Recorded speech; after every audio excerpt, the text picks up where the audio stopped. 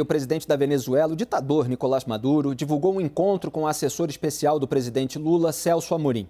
Maduro disse no Twitter, abre aspas, tive um agradável encontro com a delegação da República Federativa do Brasil, chefiada por Celso Amorim. Estamos empenhados em renovar nossos mecanismos de união e solidariedade que garantam o crescimento e bem-estar da Venezuela e do Brasil.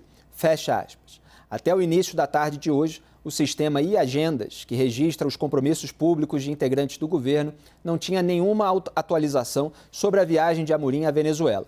Segundo os nossos analistas Raquel Landim e Lorival Santana, fontes do Itamaraty, dizem que Amorim deve se encontrar com representantes de mais duas correntes políticas da oposição. O Brasil retoma as relações com o governo da Venezuela depois do rompimento na gestão de Jair Bolsonaro. Os dois países discutem eleições do ano que vem no país.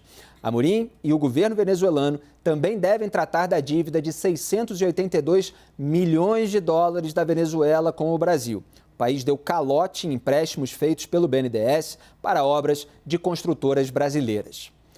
Raquel Landim, que teve apuração a respeito disso, o que você avalia desse encontro, dessa retomada das negociações? E a gente sempre trata daqueles limites, né? O que é a relação diplomática que precisa existir com vários países para interesse do Brasil e uma complacência com regimes autoritários? Vamos lá, Felipe. Essa foi uma visita organizada em sigiloso. Ela só veio a público depois que o Maduro faz essa publicação em redes sociais. O que as fontes no Itamaraty me falaram é que o ex-ministro Celso Amorim se encontra com o Maduro e se encontra também com 3 lideranças de correntes de oposição. Uma delas, vou até recuperar aqui, foi o chefe da delegação da oposição na última negociação que aconteceu no México, entre o governo Maduro e a oposição. O nome dele é Gerard Blyde. E o objetivo é tentar pavimentar o caminho para o processo eleitoral no país presidencial em 2024.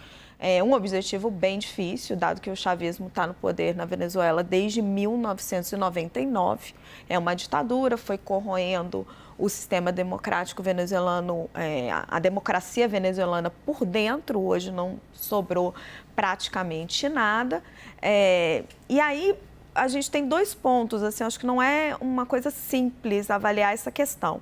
O governo Jair Bolsonaro tinha rompido relações com a Venezuela, então... Primeira coisa, nós temos hoje 20 a 25 mil brasileiros que vivem na Venezuela e estavam sem nenhuma assistência diplomática. E não tem caminhos para você construir essa volta da Venezuela à democracia se não for com o diálogo.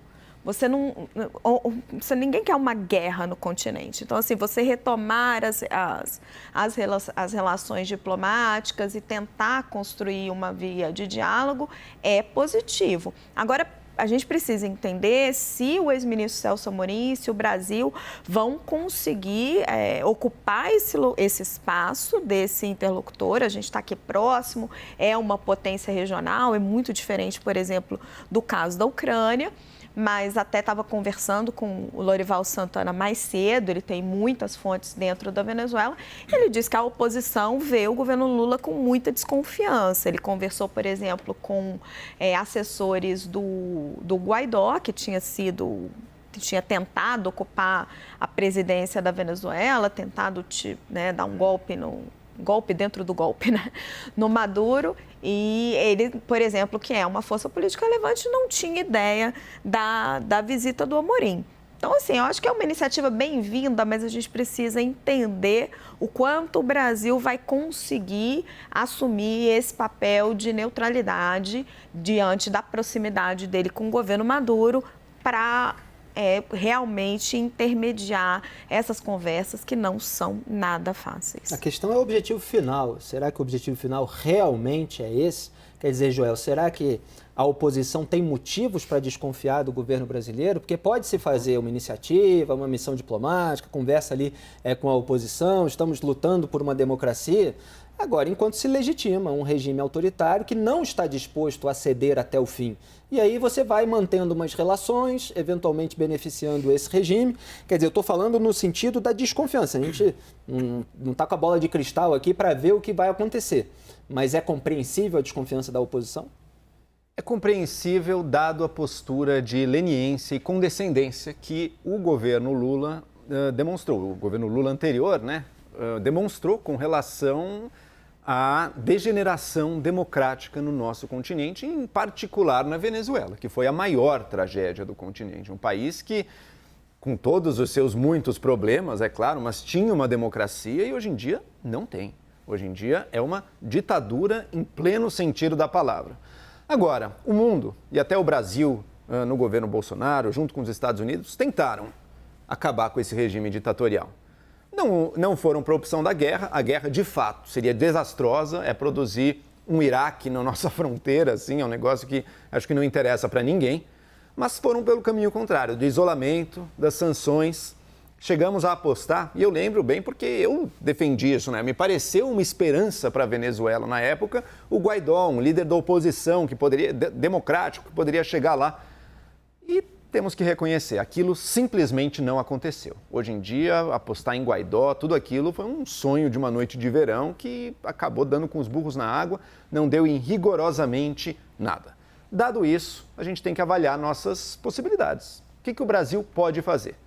O governo Lula atual está optando por retomar uma ideia de um papel de liderança regional do Brasil aqui no nosso continente, restabelecendo vínculos. Ele pode ter consequências positivas? Olha, eu até acredito que sim. Eu acho que a gente não vai ver a retomada da democracia venezuelana, isso eu acho ingênuo, mas eu acredito que, pelo menos do ponto de vista do interesse brasileiro, a gente pode retomar certas discussões que nos interessam. Sobre o fornecimento de energia para o norte do país, o pagamento dessa bendita dívida de centenas de milhões de reais que a Venezuela... 682 milhões de dólares. 682 milhões de dólares ainda por cima que a Venezuela nos deve. Também acho que não vai pagar tudo, mas alguma coisa é melhor que nada. E um outro raciocínio também. Qualquer país, hoje em dia, que ficar isolado, ele pode ficar isolado dos seus vizinhos, que somos nós. E dos Estados Unidos. Tem outras potências olhando para eles. Tem a China olhando para eles também. A gente tem que escolher o que é melhor. A Venezuela quase que empurrada nas mãos da China ou a Venezuela mais próxima de nós. Se for para escolher entre essas duas, eu acredito que é melhor a Venezuela mais próxima de nós, mesmo sabendo que, por enquanto, não existem grandes perspectivas de acabar com a ditadura. Mesmo sabendo que Maduro pode continuar tentando ganhar de todos os lados, Gabriela, você acredita que pode se construir aí um caminho, um rumo democrático para a Venezuela por meio dessa articulação internacional? Eu acho difícil construir um rumo democrático para a Venezuela. De fora para dentro é muito difícil, é algo que o povo venezuelano vai ter que se organizar e vai ter que lutar por isso, mas eu acho que no caso do Brasil e das relações diplomáticas, eu concordo muito com o Joel. É melhor a gente estar aberto ao diálogo, do que totalmente fora. E vamos lembrar que os Estados Unidos também estão, aparentemente, tentando seguir nessa direção. Ano passado, o Biden retirou algumas das sanções. Acho que a Venezuela está flertando também a retomar o diálogo com os Estados Unidos. Acho que foi mês passado que saíram algumas declarações do Maduro dizendo que queria falar com os Estados Unidos, que estaria aberto a falar com os Estados Unidos. Então, o Brasil ficar de fora, de ser o intermediador desse diálogo, de pelo menos algum tipo de relação diplomática, não seria bom, como não estava sendo bom para o Brasil. Até porque a gente realmente tem interesses, tem dívida para cobrar, mas eu acho que é muito difícil negociar um país estrangeiro, a não ser que a gente tenha muito poder, negociar a redemocratização de outro país. A Venezuela vai precisar se entender, talvez, mas pelo que a gente viu, a pressão dos embargos econômicos não estavam sendo suficientes, porque tem, como o próprio Joel disse, tem outros países que acabam ajudando, então... É muito difícil, muito difícil. O embargo cria uma situação que acaba fortalecendo a legitimidade interna do ditador, porque ele diz, olha, tá vendo? Os Estados Unidos está contra a gente. Agora, ou você está do meu lado, ou se você for oposição, você não é mais só oposição, você é pró-Estados Unidos. Portanto, você é traidor da pátria. Você alinha o nacionalismo, qualquer sentimento patriótico, com o regime ditatorial. É uma equação que acaba sendo muito difícil. A questão do BNDES, Hélio, a gente já debateu aqui nesse programa outras vezes, mas só para lembrar, né, houve aquele financiamento para a realização de obras pela Odebrecht, para ampliação do metrô de Caracas na Venezuela, a ponte sobre um rio local também, bilhões de dólares ali que foram liberados, foram investidos na ditadura e não foram pagos para o BNDES, portanto, para a população brasileira. Esse dinheiro também precisa ser cobrado em meio a essa negociação. E provavelmente o que eles devem estar conversando é como a gente vai vender o fato de que a gente não vai pagar a próxima parcela, que eu acho que é de 100 milhões de dólares, que vence aí em pouco tempo, né, Felipe? São centenas de milhões, de fato, de débito. Então, a gente sabe que o Lula tem uma parceria estratégica com Maduro e com outros, a gente já falou aqui do outro dia, do Ortega, né? E ele não quer complicar a vida do Maduro, mas ele também não pode ficar mal perante a população brasileira, que já entendeu, embora houvesse uma narrativa de muitos anos, que não, a Venezuela não é uma ditadura. Agora já se entendeu que é ditadura. Então agora começa a ter custo político para o Lula, de não criticar, de não se comprometer com que haja eleições limpas no ano que vem, que 2024 tem eleição presidencial na Venezuela.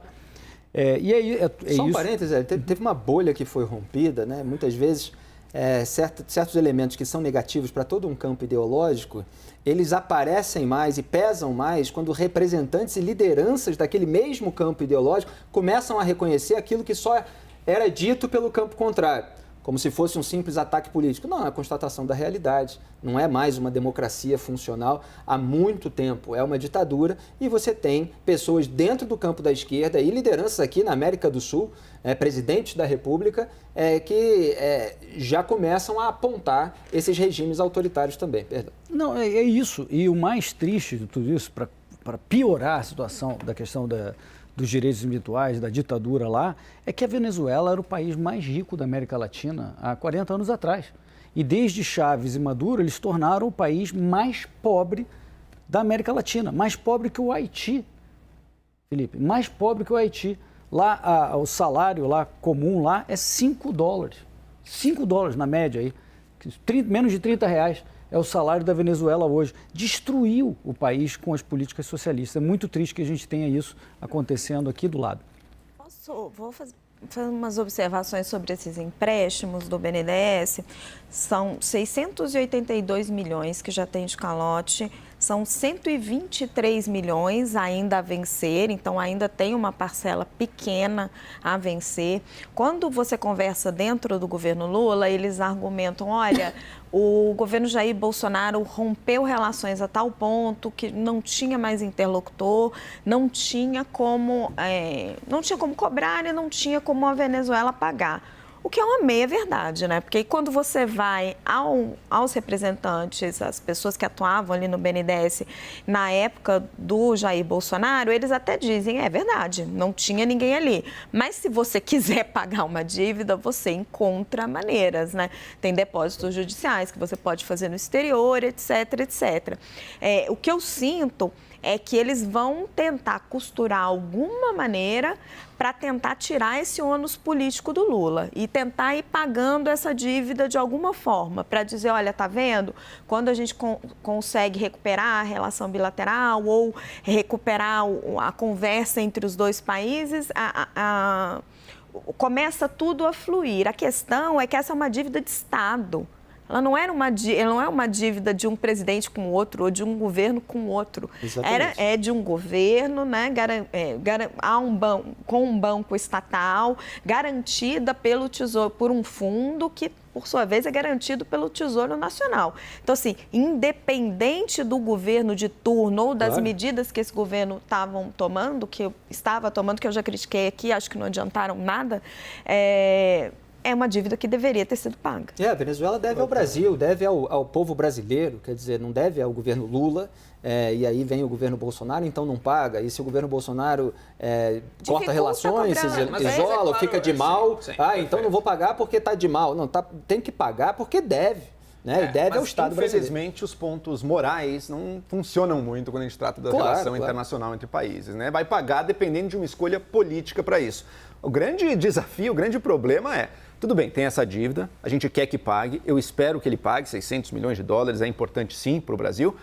Agora, essa dívida surgiu do quê? Surgiu de uma decisão política do Estado brasileiro lá atrás de fazer investimentos que se revelaram muito, mas muito ruins e mal pensados. No governo do PT. No governo do PT. Se a gente for retomar essa relação para recuperar esse erro histórico e conseguir diminuir e recuperar um pouco do nosso dinheiro, ótimo.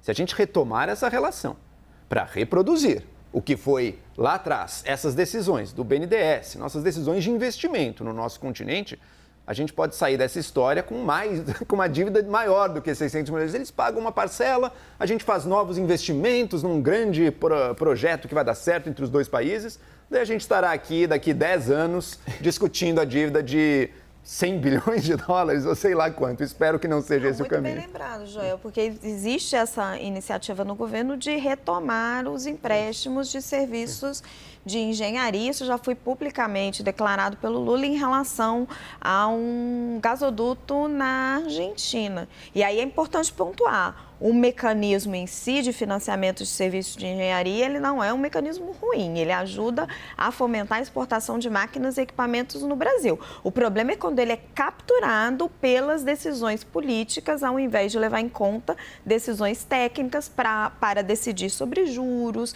garantias, etc. É isso aí, principalmente as garantias. Hélio, e quem quiser falar, fale agora que eu já tenho que chamar o comercial. Diego. Eu tenho uma especulação sobre o que pode estar nessa pauta secreta. O Maduro, ele não tem hoje o controle de dois ativos muito importantes. Uma empresa nos Estados Unidos de petróleo chamada Citgo e as reservas de ouro que estão na Europa.